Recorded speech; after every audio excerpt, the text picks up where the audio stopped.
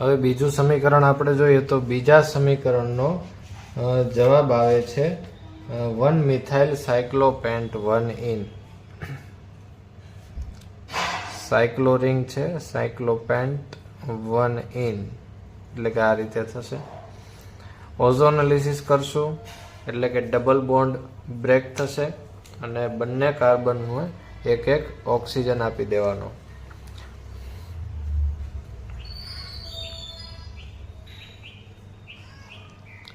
CH3 double bond O અને આ carbon છે અહીંથી બ્રેક થયો છે એટલે આ કાર્બનને પણ ડબલ બોન્ડ O આપી દઈએ.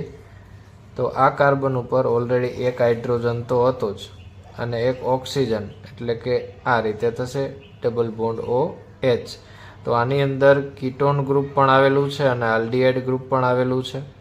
તો અગ્રીમતામાં આપણે આલ્ડીહાઇડને અગ્રીમ તરીકે રાખીએ છીએ, એટલે કે આલ્ડીહાઇડનો પ્રત્યય આવશે આલ અને કીટોનનો પૂર્વક આવશે ઓક્સો. તો હવે આનું આપણે IUPAC નામ બનાવીએ તો 1 નંબર આલ્ડીહાઇડને આપશું એટલે 1, 2, 3, 4 અને 5 અને આ 6. તો ટોટલ 6 કાર્બનની ચેઇન છે. 6 કાર્બનની ચેઇન એટલે કે હેક્સ. હેક્સને પ્રત્યય લાગશે આલ એટલે હેક્ઝેનાલ. ઓકે, હેક્ઝેનાલ આ થયું આપણી શૃંખલાનું નામ. હવે પૂર્વક ક્યાં ક્યાં લાગશે તો કે 5 ઉપર ઓક્સો આવેલું છે, તો આગળ લખશું આપણે 5 ઓક્સો.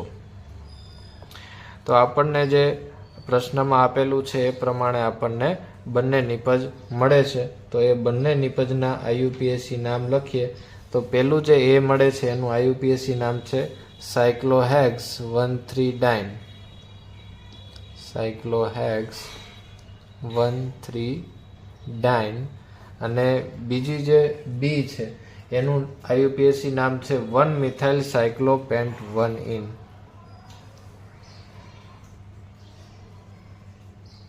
સાયક્લોપેન્ટ 1 ઇન.